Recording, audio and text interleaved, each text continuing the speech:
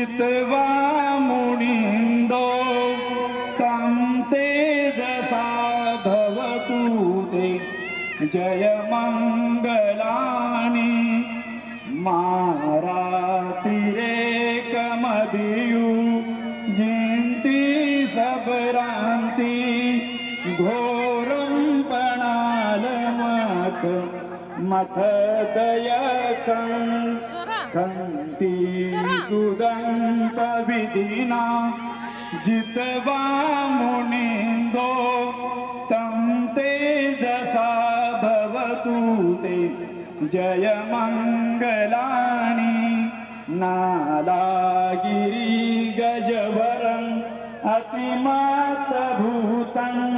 दावागिचक्मसणीव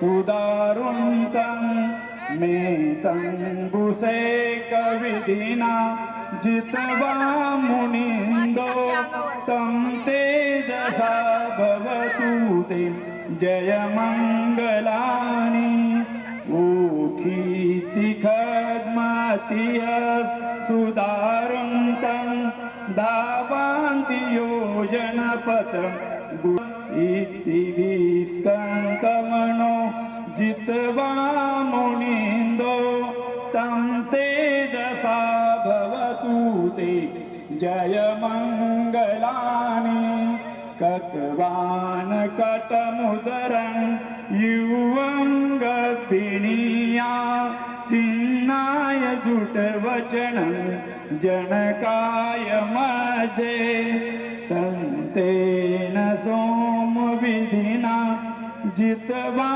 मुनिंदो तं तेजसा भवतु ते जय मंगलानि सत्यं विहाय मतिसच वादकेतुं वादाभिरोपित्मनं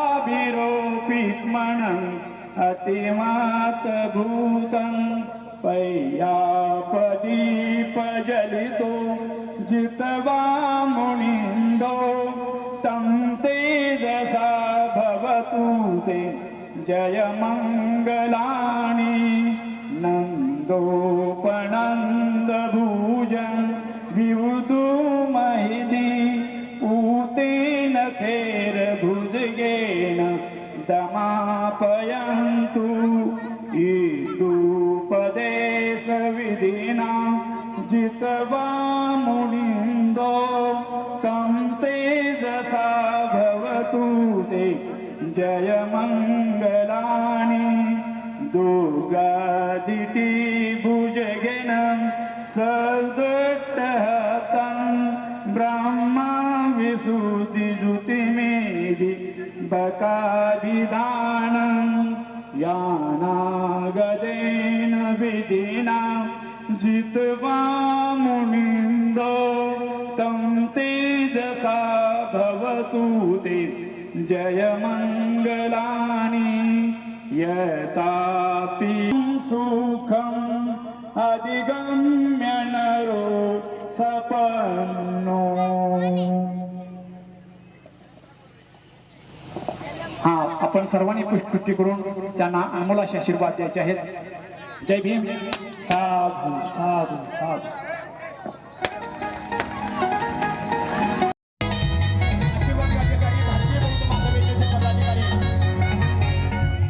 जिल्हाध्यक्ष पश्चिमचे आपणा सर्वांचं या ठिकाणी दोन्ही परिवाराच्या वतीनं मनपूर्वकाच्या या मंगलपर्णेच्या गाथेस आपण शांतता दिली त्याबद्दल आपल्या सर्वांचे मनपूर्वक आभार. उपस्थित जिल्हा पदाधिकारी भारतीय बौद्ध महासभेचे आमचे सर्व पदाधिकारी उपस्थित आहेत त्यांचेही या ठिकाणी स्वागत होत आहे. त्यांना पुष्पगुच्छ देऊन या ठिकाणी त्यांना भावी आयुष्यासाठी उदंड अशा शुभेच्छा देऊन